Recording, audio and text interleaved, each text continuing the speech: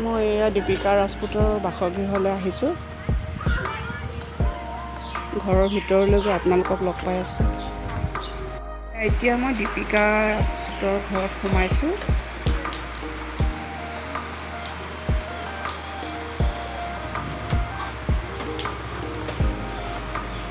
এইটো তেওঁলোকৰ বাসগৃহ।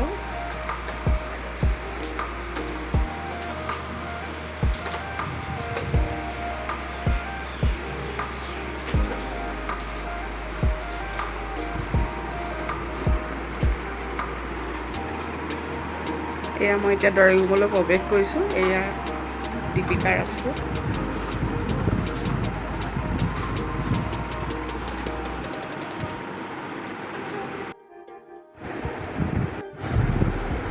তুমি কোন স্কুলত পঢ়িছিলা প্ৰথমতে?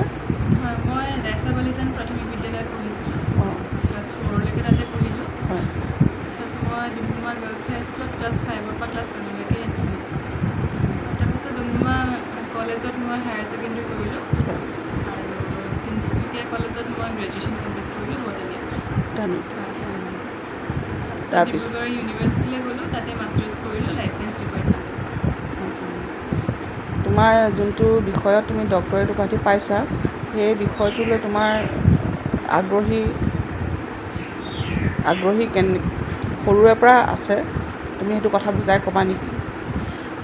মই আচলতে প্ৰথমতে খেলিহে বেছি ভাল পাইছিলোঁ। মই মানে স্পৰ্টছ লাইনত যাম বুলি ভাবিছিলোঁ, কিন্তু লাহে লাহে মানে যেতিয়া মই ক্লাছ 8ৰ পৰা মানে খঞ্জিতাৰ ওচৰত টিউশ্যন কৰিছিলোঁ, তেতিয়া তেওঁ কি কৰিলে, আমাক কেতিয়াবা ক্লাছ নপঢ়াই আমাক ফিল্ডলৈ লৈ যায়গৈ। ধৰক এনেকৈ ওচৰৰে জংঘলত বা ওচৰৰে পথাৰ এখনত লৈ গৈ মানে আমাক সৰু সৰু গছবোৰ হাৰ্বছবোৰ সেইবিলাক চিনাকি কৰাই দিছিলে। সেই তেনেকৈ খঞ্জিতাই মানে বটানীৰ প্ৰতি যিটো মানে ইণ্টাৰেষ্টটো, সেইটো তেওঁৱেই মোৰ মনত মানে বিশেষকৈ মোৰ মনত ক্ৰিয়েট কৰিলে। তেনেকৈ মোৰ মানে ইচ্ছাটো বেছি বাঢ়িল। তাৰপিছত তেখেতৰ পৰা তুমি কেনেধৰণে সহায় পালা?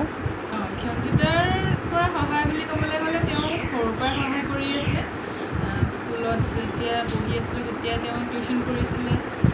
ছায়েন্সৰ বেছিভাগ কথা মই তেওঁৰ পৰাই শিকিছোঁ। আৰু যেতিয়া মই ডুমডুমা কলেজত নহয়, তিনিচুকীয়া কলেজত যেতিয়া মই ডিগ্ৰীত থাকোঁতে আমাৰ কি হয়, প্ৰজেক্ট দিয়ে। সেই প্ৰজেক্টত খঞ্জিতাই মোক প্ৰথমতে সহায় কৰিছিলে। মানে মই প্ৰজেক্ট কেনেকৈ বনাব লাগে, কেনেকৈ এটা টপিক চিলেক্ট কৰি কেনেকৈ মানে আমি লিখিব লাগে, সেইবোৰ কথা খঞ্জিতাই শিকাইছিলে মোক। আৰু সেই তেতিয়াও মই অৰ্কিডৰ ওপৰতে কৰিছিলোঁ। এতিয়া তোমাৰ বিয়া কেতিয়া হৈছিলে? মোৰ বিয়া 2019ৰ 10 মে' তাৰিখে হৈছিলে। 10 মে' তাৰিখে হৈছিলে ন? তাৰ মাজতে তুমি এই কামবিলাক কৰি আছিলা? হয়, মই 2017 চনৰ ডিচেম্বৰতে মোৰ PhD ৰেজিষ্ট্ৰেশ্যন হৈছিলে। তাৰপিছত মই 2018 চনৰ পৰা মই PhD কামবোৰ আৰম্ভ কৰিছিলোঁ। সম্পূৰ্ণ কেতিয়া হ'ল? সম্পূৰ্ণ মোৰ ভাইবা হ'ল 26 মে'ত। 26 মে' ন?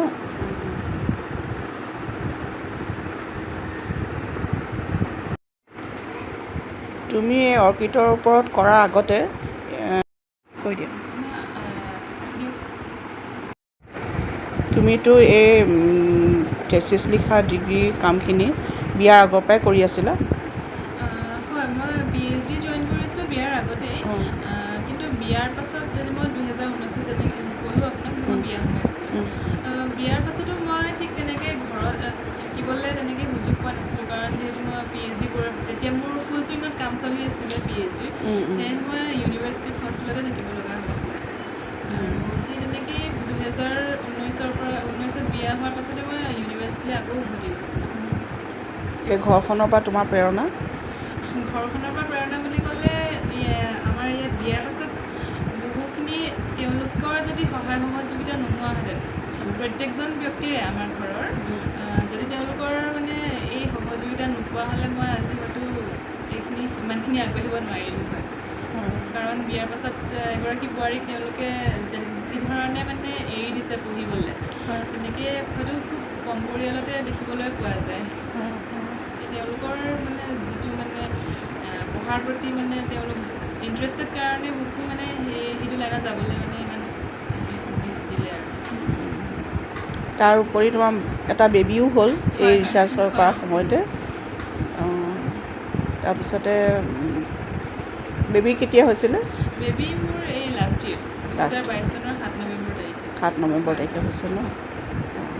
তাৰপিছতহে তোমাৰ সম্পূৰ্ণ হৈছে থেচিছটো।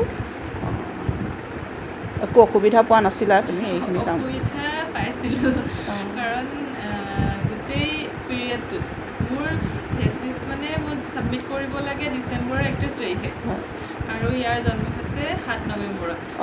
এতিয়া আপুনিয়ে ভাবিছোঁ সেইখিনি কষ্ট অলপ যথেষ্টখিনিয়ে কষ্ট পাইছিলোঁ কাৰণ এতিয়া প্ৰথম সময়ছোৱাত আমাৰ ইমান কষ্ট নহয়, কিন্তু পাছলৈ মোৰ অলপ কষ্ট হৈছিলে। মানে বেবীটো জন্ম হোৱাৰ পিছৰ মাহতে তুমি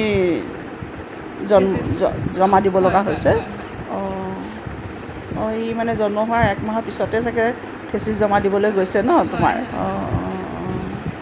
তেনেকৈ মানে মোৰ তাৰ পাছতে মই থেচিছ জমা দিছোঁ। এতিয়া কিমান দিন হ'ল তাৰ? এতিয়া তাৰ 7 মাহ হৈছে। 7 মাহ চলি আছে ন? এতিয়া তুমি কি কৰিম বুলি ভাবি আছা আৰু? এতিয়া আগলৈ চাওঁ, মই অৰ্কিডৰ লগতে জড়িত হৈ থাকিব বিচাৰিছোঁ আগলৈ। আৰু কিবা কিতাপ লিখাৰ কথা ভাবিছা নেকি? মোৰ এই থেচিছখন মই কিতাপ আকাৰে উলিয়াম বুলি ভাবি থৈছোঁ। চাওঁ কিমান দূৰ আগবাঢ়োঁ এতিয়া। আচলতে এইবোৰ কৰিবলৈ গ'লে অকল নিজৰে নহয়, নিজৰ পৰিয়ালৰ আৰু মোৰ পৰিয়াল মানে কি মোৰ এইখন ঘৰৰ লগতে মোৰ নিজৰ ঘৰৰ মা মোৰ সদায় মানে তেওঁ মোৰ অনুপ্ৰেৰণা। মানে সৰুৰ পৰাই মানে তেওঁ নিজে ইমান পঢ়া শুনা নহয়, তেওঁ ইমান শিক্ষিত নহয় যদিও তেওঁ সৰুৰ পৰাই মোক মানে পঢ়িবলৈ যিটো মানে তেওঁ আগ্ৰহী কৰি তুলিলে, সেইকাৰণে চাগে আজি ইমানখিনি পৰ্যায় পাইছোঁ। আৰু লগতে দাদা বাহঁত সকলোৱে বহুত সহায় কৰিছে। তোমাৰ মাৰ সেই প্ৰেৰণাখিনি তুমি এতিয়া অনুকৰণ কৰি থ'ব পাৰিছা আৰু? হয়। এই PhD এতিয়া থেচিছৰ সময়তে তেওঁ বহুতখিনিয়ে সহায় কৰিছে। এতিয়া লাষ্টৰ সময়খিনিতো মই সদায় ইয়াৰ পৰা ডিব্ৰুগড়লৈ গ'লে মাক লৈ যাব লগা হয়। মানে মই নিজে অকলে মানে বেবীক লৈ যোৱাটো অসম্ভৱ নহয়, সেইকাৰণে মানে মায়ে বহুত কষ্ট কৰিছে আৰু তোমাৰ পৰা হিয়নজিৎ ছাৰেও মানে আশা কৰিছে তুমি আৰু পিছত কিবা কিবি ভাল কাম কৰি যাবা বুলি। যিখিনি আশা কৰিছে সেইখিনি মই যাতে পূৰণ কৰিব পাৰোঁ, পূৰণ কৰিব পৰাটো যদি পাৰোঁ মোৰ কাৰণে বহুত ডাঙৰ কথা।